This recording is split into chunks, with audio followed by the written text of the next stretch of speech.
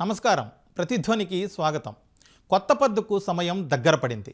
భారీ అంచనాల మధ్య 2025-26 ఆర్థిక సంవత్సరానికి బడ్జెట్ ప్రవేశపెట్టేందుకు కేంద్ర ఆర్థిక మంత్రి నిర్మలా సీతారామన్ సిద్ధమయ్యారు. సాంప్రదాయంగా ఏటా దానికి ముందు వచ్చే ఆర్థిక సర్వే ఈసారి దేశ స్థితిగతులు ఎలా ఉన్నాయని చెబుతోంది. వృద్ధి రేటు, అవకాశాలు, వివిధ రంగాలు ఎదుర్కొంటున్న సవాళ్లపై 2024-25 ఆర్థిక సర్వే ఏం చెప్పింది? బడ్జెట్లో పేద మధ్యతరగతితో పాటు మహిళలకు పెద్దపీట వేస్తారన్న ప్రధాని మోదీ వ్యాఖ్యలు వచ్చే వరాల జల్లుకు సంకేతమా? కేంద్ర బడ్జెట్ మురిపిస్తుందా? సంస్కరణల బాటలో సామాన్యులకు దూరంగా సాగిపోతుందా? కోట్లాది మంది మధ్యలో మెదులుతున్న ప్రశ్నలపై ఆర్థిక, వాణిజ్య, పన్నుల రంగంలో నిష్ణాతులైన ఇద్దరు గెస్టులు మనతో ఉన్నారు. వాళ్ళ మాటల్లోనే మరిన్ని వివరాలు తెలుసుకుందాం. మన చర్చలో పాల్గొంటున్న వారు ప్రొఫెసర్ జీవీఆర్ శాస్త్రి గారు, సీనియర్ ఆర్థికవేత్త, త్రిపురనేని గోపిచంద్ గారు, సీనియర్ చార్టెడ్ అకౌంటెంట్. ముందుగా శాస్త్రి గారు, వచ్చే ఆర్థిక సంవత్సరానికి దేశ వృద్ధి రేటు 6.3 నుంచి 6.8% ఉండొచ్చని ఆర్థిక సర్వే అంచనా వేసింది. దేశ ఆర్థిక ముఖ చిత్రం పైన ఇది ఏం చెబుతున్నట్లు, దాని విశేషాలు ఏంటి? అంటే అర్థశాస్త్ర ప్రకారం చూస్తే కనుక రాబడి వనరులు, ఆదాయ వనరులు దానికి తగ్గట్టుగా వ్యయం.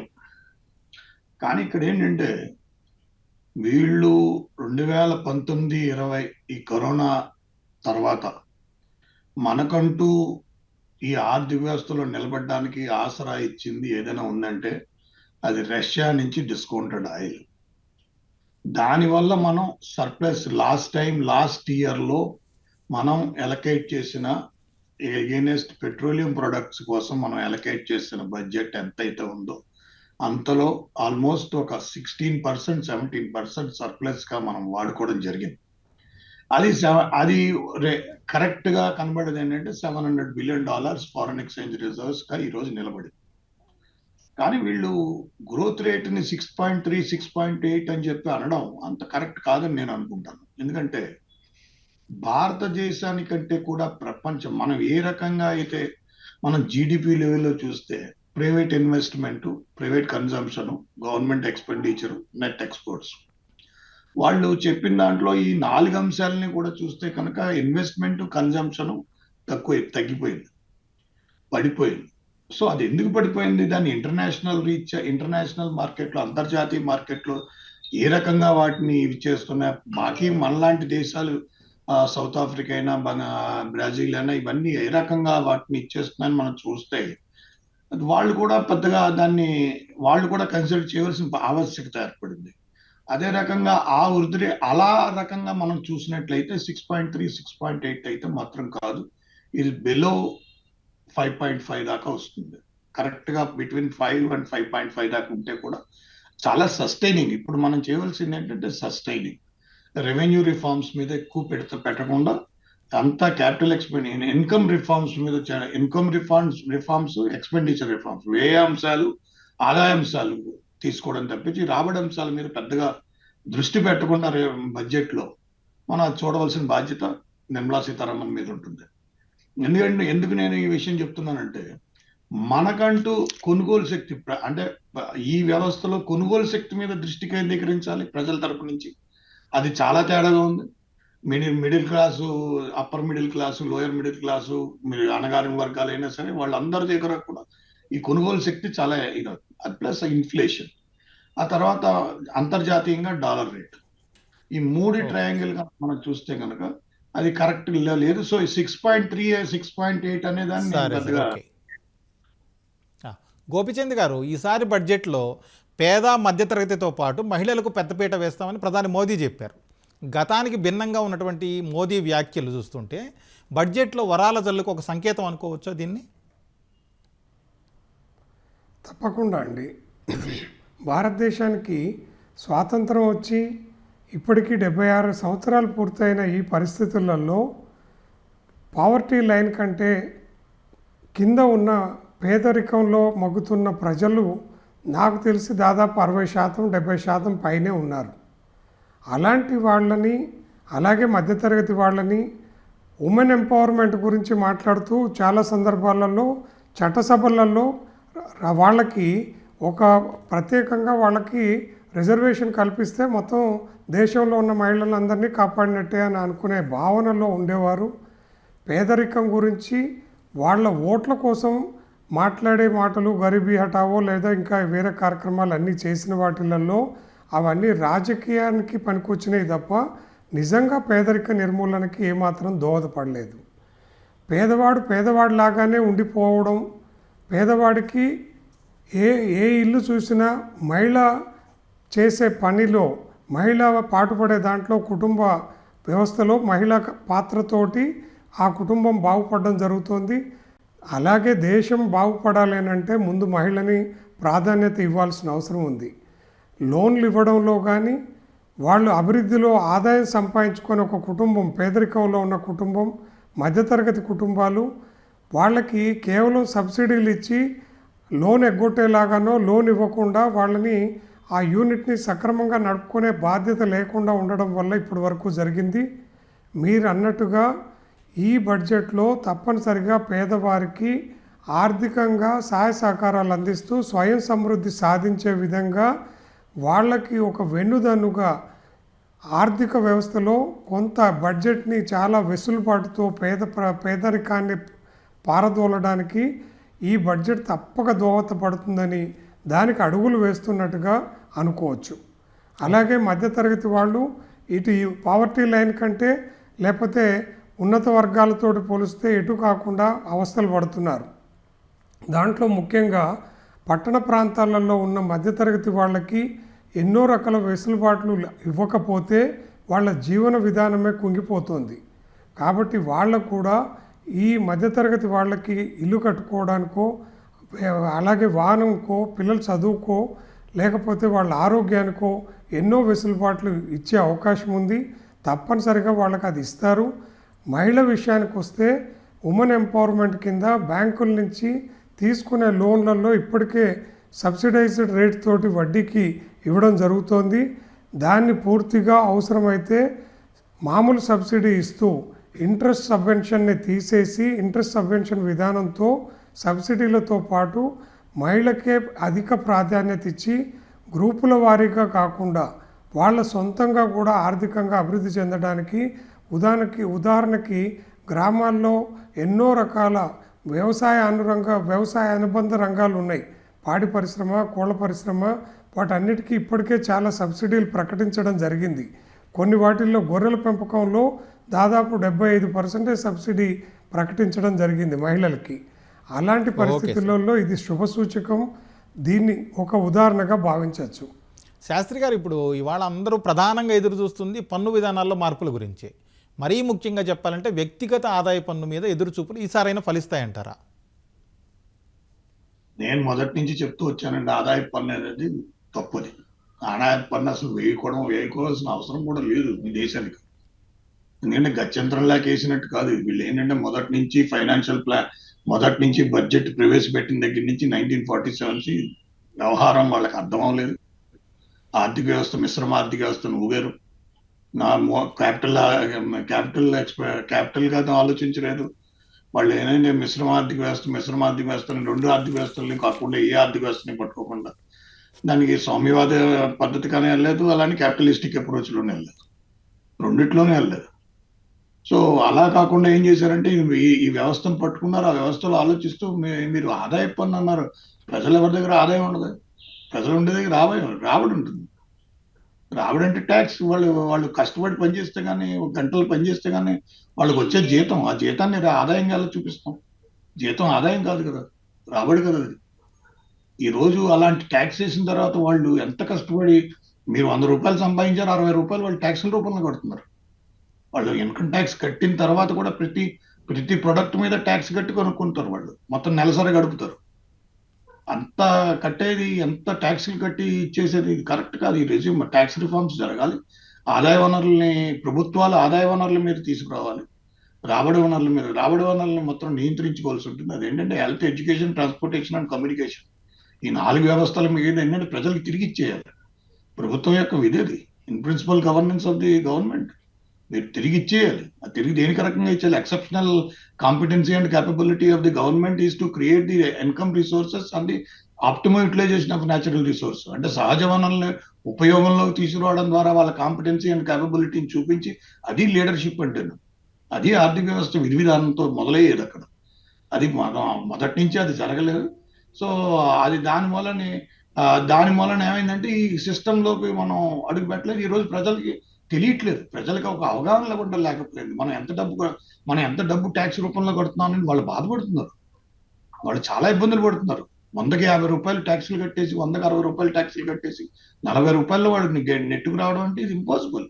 మీరు ప్రతి దాని మీద జిఎస్టీ అని చెప్పి ఇది ఇచ్చి అసలు ఏది ఈ దేశానికి మనకున్న సహజ వనరులు ఏంటి, మనం ఎన్ని సహజ వనరులు ఏ రకంగా ఉపయోగంలోకి తీసుకొస్తున్నాం. 140 కోట్ల మందికి ఆదాయం ఎంత, 140 కోట్ల మంది ఇచ్చి రాబడి ఎంత, 4 లక్షల కోట్ల రూపాయల కోసం ఇన్కమ్ ట్యాక్స్ లో పర్సనల్ ఇన్కమ్ ట్యాక్స్ 4 లక్షల కోట్ల రూపాయలు అంత మించి ఇలాగేదేం లేదు కదా. సో నేను దీన్ని ఎప్పుడు మొదటి నుంచి వాళ్ళు ఏంటంటే రిఫార్మ్స్ ఈసారైనా డెఫినెట్ గా, ఎందుకంటే మొదటి నుంచి 2-3 మీటింగ్లు నేను అటెండ్ అయ్యాను. నేనే అడ్వైజరీ దానికి చెప్పినప్పుడు నేను స్పష్టంగా చెప్పాను, ఇది కరెక్ట్ కాదు, ఇది రెట్రోస్పెక్ట్ మొత్తం కాంప్రహెన్సివ్ రిఫార్మ్స్ తీసుకురావాలి, అబ్సల్యూట్ కాంప్రహెన్సివ్ రిఫార్మ్స్ తీసుకురావాలి. ప్రజలు ఆశగా ఎదురు చూస్తున్నారు, అది చేస్తారు. ఈసారి డెఫినెట్ గా అడ్రస్ చేస్తారని నమ్మకం అయితే ఉంది. గోపీచంద్ గారు, ఇప్పుడు కొత్త సంక్షేమ పథకాలు అలాగే నూతన ఇన్కమ్ ట్యాక్స్ విధానం ఇవి కేంద్రం ప్రతిపాదనలో చాలా కాలంగా ఉన్నాయి. ఈసారి బడ్జెట్లో అవి రూపుదాల్చే అవకాశం ఉందంటారా? తప్పకుండా అండి. ఈ రెండు పరస్పర కాంట్రడిక్టరీగా, అంటే పరస్పర విరుద్ధమైన రెండు వేర్వేరు అంశాలు. మొదటిది సంక్షేమ పథకాలు, కొత్తగా సంక్షేమ పథకాలు. సంక్షేమ పథకాల విషయంలో ప్రభుత్వాలు ఆలోచించేటప్పుడు అభివృద్ధి అనే దాన్ని ముందుకు తీసుకెళ్లాలనంటే అది అడ్డంగా వస్తుంది. సంక్షేమ పథకాలు ఇవ్వద్దు, కేవలం డెవలప్మెంట్ తీసుకెళ్లాలంటే క్యాపిటలిస్టిక్ కంట్రీలోకి వెళ్ళిపోతుంది దేశం. అలా కాకుండా డెవలప్మెంట్తో పాటు అభివృద్ధి ఫలాలు సామాన్య ప్రజలకి, అంటే పేదవాడికి పట్టెడు అన్నం పెట్టగలిగే సంక్షేమ పథకాలు లేకపోతే దేశంలో సుభిక్షంగా ఉన్నట్టు కాదు, ప్రజల సంక్షేమం కోరినట్టు కాదు. అందుకని కొత్త సంక్షేమ పథకాల్లో మొన్న ఈ మధ్య ఒక పేపర్ న్యూస్లో చూసినప్పుడు, న్యూస్ ఐటమ్ చూసినప్పుడు సడన్గా ఒక 2 లక్షల మంది ఉన్న ప్రజలు లేరు అని చెప్పి గమనించినట్టు తెలిసింది, మాయమయ్యారు అన్నట్టు తెలిసింది. దాని అర్థం ఏంటి అని అంటే నిజానికి మాయం అవ్వలేదు. ప్రభుత్వ సంక్షేమ పథకాలని 2-3 ఒకే పేరు మీద, లేకపోతే లింకేజ్ లేకపోవడం వల్ల, కంప్యూటరైజేషన్తో ఆధార్ లింకేజ్ లేకపోవడం వల్ల ఈ లబ్ధిదారులు అధికంగా ప్రభుత్వాలని దానికి మోసానికి గురి చేస్తూ వాడుతూ వస్తున్నారు. వాళ్ళు మాత్రమే మాయమైనట్టు లెక్క, నిజానికి ప్రజలు ఎక్కడికి పోలేదు. దీన్ని కంపారిటివ్గా బయట దేశాలతో పోల్చినప్పుడు మన భౌగోళిక పరిస్థితులు వేరు, జీవన విధానం వేరు, ప్రజల ఆర్థిక పరిస్థితి వేరు. కాబట్టి కొత్త సంక్షేమ పథకాలను తప్పనిసరిగా తీసుకొస్తారు ఈ బడ్జెట్లో. ప్రభుత్వము ఇప్పటికీ 11 సంవత్సరాల నుంచి పనిచేస్తున్నటువంటి ఇప్పటి ప్రభుత్వం తప్పనిసరిగా చాలా ముందడుగు తీసుకెళ్తూ ఉంది. ప్రతి వాడికి వెన్నుదన్నుగా నిలబడేందుకు కొత్త సంక్షేమ పథకాలు తప్పక ప్రతి వారిని టచ్ చేస్తూ, అన్ని కులాలు మతాలు అందరినీ టచ్ చేస్తూ దేశాన్ని ఒక యూనిట్ లాగా తీసుకుని సంక్షేమ పథకాలు ఆర్థికంగా వెనుకబడిన వాళ్ళకి అన్ని రకాలుగా చేదోడు వాదోడుగా తెస్తారు. ఇక రెండోది, ఇన్కమ్ ట్యాక్స్లో ఏమైనా మార్పులు తీసుకొస్తారా, కొత్తగా నూతన ఇన్కమ్ ట్యాక్స్ విధానాన్ని ప్రవేశపెడతారా అనే దాంట్లో ఎప్పటి నుంచో చర్చ జరుగుతుంది. డైరెక్ట్ ట్యాక్సెస్ కోడ్ అనేది తీసుకొస్తారని. ఆ డైరెక్ట్ ట్యాక్సెస్ కోడ్ ఇప్పుడున్న ఇన్కమ్ ట్యాక్స్కి భిన్నంగా లేకపోవచ్చు, కానీ సమగ్రమైన విధానంతో, ఒకే పన్ను విధానంతో ఉండేటట్టుగా అందరికీ సింప్లిఫైడ్ విధానం తీసుకురావాలనే సంకల్పంతో ఉన్నారు. తప్పక దాన్ని కూడా తీసుకొస్తారండి ఈ బడ్జెట్లో. శాస్త్రి గారు, ఇప్పుడు డాలర్తో రూపాయి మార్కం విలువ, అలాగే ద్రవ్యోల్బణం, వడ్డీ రేట్లు, నిరుద్యోగిత, మద్దతు ధరలు, ఈ అంశాలన్నీ దేశాన్ని కలవరబెడుతున్నాయి. వీటికి ఈ బడ్జెట్లో పరిష్కారం ఏమైనా చూపిస్తారనుకోవచ్చా? అంటే మీరు అడిగిన వాటిలో డాలర్తో రూపాయి విలువ సెంట్రల్ గవర్నమెంట్ ఆఫ్ ఇండియా పెద్ద చేసేది ఏమి ఉండదు. ఎందుకంటే మీరు ఆ ఇంటర్నేషనల్ మార్కెట్లో ఏ రకంగా వెళ్తుందో, మనం ఏ రకంగా మన యొక్క ఇంపోర్ట్స్ ఎక్స్పోర్ట్స్ మీద బ్యాలెన్స్ ఆఫ్ పేమెంట్స్ ఏ రకంగా ఉంటాయో, ఏంటంటే ఈ ఫారిన్ ఇన్వెస్టర్స్ ని మనం స్టాక్ మార్కెట్స్ లో ఏ రకంగా విడ్రాల్ పెడుతున్నారు, మన అక్కడి నుంచి వచ్చే రెమిటెన్సెస్ ఏ ఉంటాయి, ఇవన్నీ మన చేతిలో it's beyond our control. So international markets ని ఏ రకంగా నియంత్రిస్తాను భారతదేశం ఇన్ఫ్లుయెన్స్ చేయగలదు అంటే ఐ ఫీల్ డౌట్. రెండోది వచ్చేటప్పటికి మీరు ద్రవ్యంలో inflation it is happening because of our qualitative some policy as far అది reserve bank of India is concern. Reserve bank of India ఏంటంటే అది వాళ్ళు ఇచ్చే గైడ్ లైన్స్ కమర్షియల్ బ్యాంక్స్ కి వాటికి వాళ్ళ కరెన్సీని ఏ రకంగా బయటికి ఇచ్చేద్దాం అనుకుంటున్నారు, లేకపోతే అవైలబిలిటీ తీసుకొద్దాం అనుకుంటున్నారు. ఆ పర్చేసింగ్ పవర్ని సస్టైనింగ్ చేయాలి. మళ్ళీ తిరిగి వచ్చేటప్పుడు కొనుగోలు శక్తి దగ్గరకు వస్తుంది. వాళ్ళకి పర్చేసింగ్ పవర్ పెంచలేకపోయినా కనీసం కొనుగోలు శక్తిని సస్టైనింగ్ చేసే ఏర్పాటు అనేది చూసుకోవాలి. అది చూడకపోతే ఏమవుతుందంటే ప్రజల్లో ఒక రకమైన ఇది వచ్చేసింది. ఎందుకంటే అది ఇంటర్నేషనల్ ప్రభావం పూర్తిగా పడిపోయిందని మనకు తెలుసు. ఇంకా వడ్డీ రేట్ల గురించి అంటారా, గవర్నమెంట్ ఆఫ్ ఇండియా ఇచ్చిన ఇప్పుడున్న ఎకనామికల్ సర్వే రిపోర్ట్ ప్రకారం అయితే నేను చూస్తే గవర్నమెంట్ వాళ్ళు వడ్డీ రేట్లు పెంచుతారనే కానీ తగ్గిస్తారని నేను ఎక్కడ అనుకోను. ఎందుకంటే బ్యాంకింగ్ వ్యవస్థ కొంచెం ఎక్కడో టైట్ స్పాట్లోకి వచ్చినట్టు స్పష్టంగా కనబడిపోతుంది. ఏంటంటే మీకు జీడిపిని 6.3, 6.8 ప్రొజెక్ట్ చేసినప్పుడు ఆ ప్రొజెక్షన్ లో ఏంటంటే ప్రైవేట్ ఇన్వెస్ట్మెంట్, ప్రైవేట్ కన్సంప్షన్ ఉంది. ఆ ప్రైవేట్ ఇన్వెస్ట్మెంట్ కన్సంప్షన్ ఈసారి వాళ్ళ అసెస్మెంట్ అంతా తగ్గించి చూపించారు. సో ఇప్పుడు అందులో గవర్నమెంట్ ఎక్స్పెండిచర్ ఎంతవరకు సస్టైన్ అవ్వగలదు, ఆ గవర్నమెంట్ ఎక్స్పెండిచర్ ని ఏ రకంగా వాళ్ళు ప్లాన్ చేస్తున్నారు, అది అవుట్లే ఎలా ఉంటుంది, ఆ ఇన్కమ్ లెవెల్స్ ని ఎలా చూపిస్తున్నారు, రాబడి ద్వారా చూపిస్తున్నారా, ఇన్కమ్ ద్వారా చూపిస్తున్నారా, ఇవన్నీ చెప్పుకోవాల్సిన అవసరాలు ఉంటాయి. సో అవన్నీ నేను వడ్డీ రేట్ల మీద అంత పెద్ద ఇంకా నిరుద్యోగిత అంటారా, ఇంకా అది comprehensive issue of the budget. ఆ బడ్జెట్ ని ఏ రకంగా మనం కార్పొరేట్ సెక్టర్ ని ఒకటి మాత్రం చెప్పాలి, ఎందుకంటే కార్పొరేట్ సెక్టర్ మాత్రం కొంత లివరేజ్ అయితే ఉంది. ఆ లివరేజ్ ఉంది, ఆ లివరేజ్ లో వాళ్ళు సస్టైన్ అవుతున్నారు, బయటకు వస్తున్నారు. కానీ ప్రజల దగ్గరకు వచ్చేటప్పటికి ఆ పర్చేసింగ్ పవర్ దగ్గర లేకపోవడంతో ఏమవుతుందంటే వాళ్ళకి ఏంటంటే ఇన్ఫ్లేషన్ ఎక్కువైపోయి వాళ్ళ దగ్గర ఆ కొనుగోలు శక్తి లేక వాళ్ళు అక్కడ చాలా డిస్టర్బ్ అవుతున్నారన్నమాట చాలా క్లారిటీగా కనబడుతుంది. Okay sir. గోపిచంద్ గారు, ఇప్పుడు డాలర్తో రోజు రోజుకి పడిపోతూ రూపాయి 100కి చేరిన ఆశ్చర్యం లేదు అంటున్నారు నిపుణులు. ఇప్పుడు శాస్త్రి గారు అన్నట్టు ఇలా ఇంటర్నేషనల్ మార్కెట్ బట్టి అలా చూస్తూ ఉండిపోవడమేనా, లేకపోతే భారత కరెన్సీ నిలబెట్టేందుకు ఏమైనా చర్యలు తీసుకునే అవకాశం ఉంటుందా, అలాంటి పరిస్థితి ఉంటుందా కేంద్ర ప్రభుత్వం చేతిలో? తప్పనిసరిగా ఉందండి. ఎక్స్పోర్ట్స్ని ప్రోత్సహించడం ద్వారా బయట దేశం నుంచి మనం వస్తువుల్ని దిగుమతి చేసుకునే విధానంలో కానీ, ఇప్పుడు బయట దేశాలలో ముఖ్యంగా అమెరికాలో ఇటీవల చోటు చేసుకున్న సంఘటనల కారణంగా అక్కడ ఉన్న మన భారతదేశానికి సంతతికి చెందిన వారు భారతదేశంలో డబ్బులు ఇన్వెస్ట్ చేయడానికి డాలర్లు పంపే అవకాశం తగ్గిపోతుంది. దాంతో ఇక్కడ మన దగ్గర బ్యాలెన్స్ ఆఫ్ పేమెంట్స్లలో డాలర్స్ తగ్గిపోయి పేమెంట్ చేసేది డాలర్స్ తగ్గిపోతుంది. దాన్ని పూడ్చుకోవాలి అని అంటే ఎక్స్పోర్ట్స్ని పెంచాలి. ఎక్స్పోర్ట్స్ని పెంచాలంటే వాటికి కావలసిన ప్రోత్సాహకాలని పన్నులలోంచి రాయితీ ఇవ్వడము అలాంటివి చేయాలి. తర్వాత దీని ప్రభావం వల్ల భారతదేశంలో సహజంగా బంగారం నిల్వల బంగారం పట్ల ప్రజలకు చాలా మక్కువ ఎక్కువ. ఈ బంగారం ధర పెరిగే దాంతో ఈ బంగారం రేపు 10 గ్రాముల బంగారం ₹1,00,000 అవుతుంది. ఆ అమెరికా అధ్యక్షుడు మారాడు, ఆయన వల్ల ఇదంతా మార్పు వస్తుంది అని చెప్పి ప్రజలు అధికంగా బంగారం మీద పడుతున్నారు, ఇన్వెస్ట్మెంట్స్ అన్నిటిని తగ్గించుకుంటూ వచ్చి. అలాంటి సెంటిమెంట్స్ మీద ప్రభుత్వం ఆంక్షలు తీసుకొచ్చి పర్ పర్సను 300 గ్రాముల కంటే 250 గ్రాముల కంటే ఎక్కువ ఉండకూడదు అని నియంత్రణ తీసుకొస్తే దాని మీద మనం భారతదేశంకి సంబంధించి డాలర్లని తక్కువ ఖర్చు పెట్టే అవకాశం ఉంటుంది. దానివల్ల రూపాయి విలువను పెంచడానికి వీలవుతుంది. సాఫ్ట్వేర్ కానీ ఇతర ఎగుమతులలో గూడ్స్ కానీ వాటి అన్నిట్లలో ప్రొడక్టివిటీ విషయంలో చాలా ఆర్థికపరమైన సంస్కరణలు తీసుకురావడం వల్ల బ్యాలెన్స్ ఆఫ్ పేమెంట్స్ని మెయింటైన్ చేయడానికి గతంలో చేసిన ప్రయత్నాల కంటే ఇప్పుడు చాలా చక్కటి ప్రయత్నాలు చేస్తున్నారు.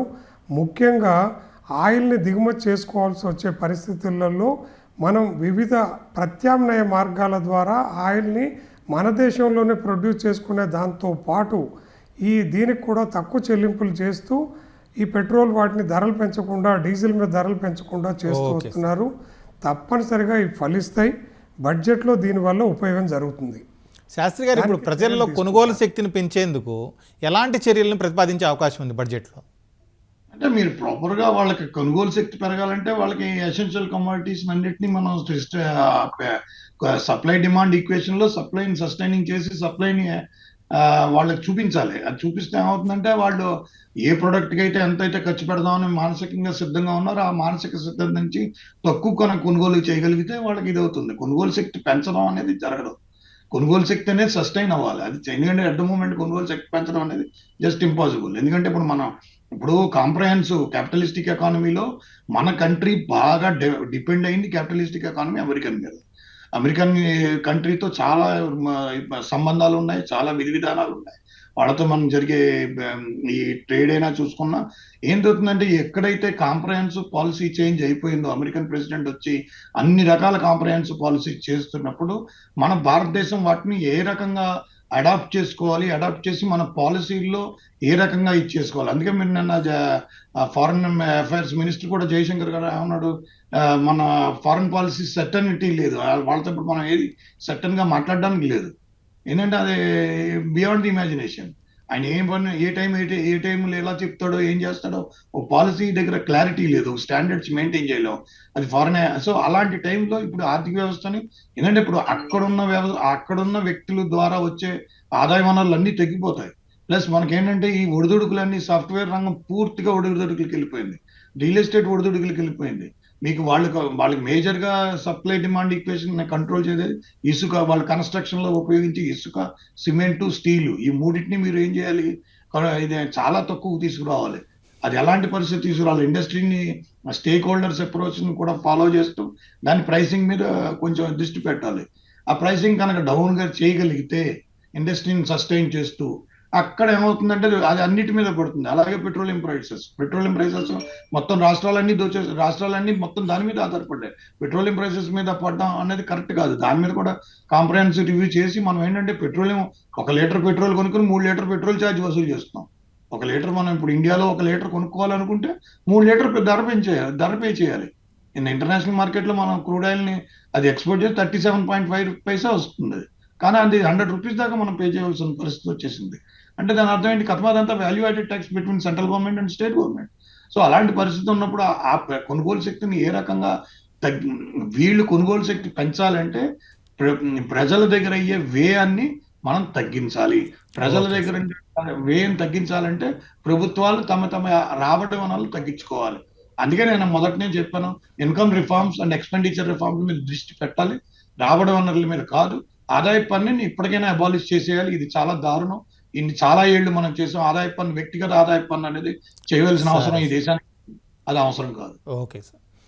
గోపిచంద్ గారు, ఇప్పుడు ప్రజలు అలాగే పరిశ్రమ వర్గాల అంచనాలు, ప్రభుత్వ ప్రాధాన్యాలు, ఆలోచనలు, దీన్ని బట్టి చూస్తే మొత్తంగా ఈ బడ్జెట్ నుంచి మీరు ఎక్స్పెక్ట్ చేస్తున్న అంశాలు ఏంటి కీలకమైనవి? ముఖ్యంగా ప్రజల విషయానికి వస్తే, ప్రజలు ఎప్పుడైనా కూడా పన్నులు తగ్గిస్తే బాగుండు అని అనుకుంటారు. సామాన్యుడికి ఆదాయ పన్నుతో ఏం సంబంధం లేదు, ఇతర పన్నులతో కూడా సంబంధం లేదు. సామాన్యుడు అంటే ఎక్కువ శాతం ఉండేది పేదరికంలో, మధ్యతరగతిలో ఉండే ప్రజలే. వాళ్ళు కోరుకునేది ఏంటంటే నిత్యావసర వస్తువుల కాడి నుంచి కనీస అవసరాలు తీర్చుకునే వస్తువుల మీద జిఎస్టీ విషయంలో పన్ను మినహాయింపు ఉండాలని కోరుకుంటారు ప్రజలు. అలాగే మధ్యతరగతి అంటే ఇప్పుడు మధ్యతరగతి వాళ్ళు ట్యాక్స్ పరిధిలో లేరంటారా ఆదాయ పన్ను ట్యాక్స్లో? మధ్యతరగతి వాళ్ళు కూడా ఏం కోరుకుంటారంటే అదే చెప్తున్నానండి. మధ్యతరగతి వాళ్ళేమో ఇప్పుడున్న పన్ను స్లాబు 3 లక్షల నుండి ఇంకా కొంచెం పెంచి అసలే ట్యాక్స్ లేని వాళ్ళు 7 లక్షల లోపల స్లాబ్లో ఉండే వాళ్ళకి ఎలాంటి పన్ను ఇప్పుడు చెల్లించాల్సిన అవసరం లేదు కొత్త విధానం ద్వారా. దానికి ఈ 7 లక్షలను తీసుకెళ్ళి 10 లక్షల వరకు పెడితే మధ్యతరగతి వాళ్ళకి చాలా రిలీఫ్గా ఉంటుంది. సేవింగ్స్ తోటి సంబంధం లేకుండా, అవసరం లేకుండా వాటిని పెడితే వాటిని నిరుత్సాహపరచడం వల్ల ఈ అధికంగా ఖర్చు పెట్టడం ద్వారా ప్రభుత్వానికి ఇండైరెక్ట్ ట్యాక్సెస్ వస్తుంది. దాంట్లోంచి కూడా ఈ సంవత్సరం ఇన్కమ్ ట్యాక్స్లో రేటుని 10 లక్షలకు పెంచుతారని అనుకుంటున్నారు ఆదాయ పన్నుని. అలాగే పరిశ్రమ వర్గాల విషయానికి వస్తే వాళ్ళ కాడికి కూడా కొన్ని సబ్సిడీలు అడుగుతున్నారు. అలాగే టెక్నాలజీ విషయంలో కూడా పరిశ్రమలకి, ప్రజలకి, అలాగే కూలీలకి అందరికీ ఒకదానికి ఒకటి లింకప్ చేస్తారు అని ఈ బడ్జెట్లో ఆశిస్తున్నాను. శాస్త్రి గారు, బడ్జెట్ నుంచి ఏమి ఎక్స్పెక్ట్ చేయొచ్చు ముఖ్యంగా బ్రీఫ్గా చెప్పండి. అంటే బడ్జెట్ నుంచి అయినా పెన్షన్ల మీద ట్యాక్స్ పూర్తిగా తీసేయాలి. పెన్షన్ల మీద ట్యాక్స్ వేయడం అనేది క్రైమ్. ఈ దేశం ఇప్పటికైనా గుర్తిస్తుందని నేను అనుకుంటాను. పెట్రోలియం ప్రొడక్ట్స్ మీద మీరు ఎట్టి పరిస్థితుల్లోనూ దాన్నే ఎక్కువ ముందు అర్జెంట్ గా పెట్రోలియం రిఫార్మ్స్ తీసుకొచ్చి పెట్రోలియం ప్రైసెస్ తీసుకునే ప్రభుత్వాలు పెట్రోలియం ప్రైసెస్ మీద రాబడి వసూలు చేసి ట్యాక్స్ రూపంలో పెట్రోలియం ప్రైసెస్ మీద వసూలు చేసి ప్రభుత్వాలు నడపడం అనేది ఇన్ఎక్సెప్షనల్, అది కరెక్ట్ కాదు. ఎక్సెప్షనల్ గా మీరు న్యాచురల్ రిసోర్సెస్ ఉపయోగించుకోవాలి, న్యాచురల్ రిసోర్సెస్ ఆదాయ వనరులుగా మార్చుకు చేసుకోవాలి తప్పితే రాబడి వనరుల ఆదాయంగా. ఫస్ట్ ఆఫ్ ఆల్ ఈ దేశంలో ఉన్న ఎకనమిస్టులకి, ఈ ఫైనాన్స్ మినిస్టర్కి ఆదాయానికి రాబడికి తేడా తెలియాలి. కంక్లూడ్ చేద్దాం. ఇది వాళ్ళ ప్రతిధ్వని. నమస్కారం.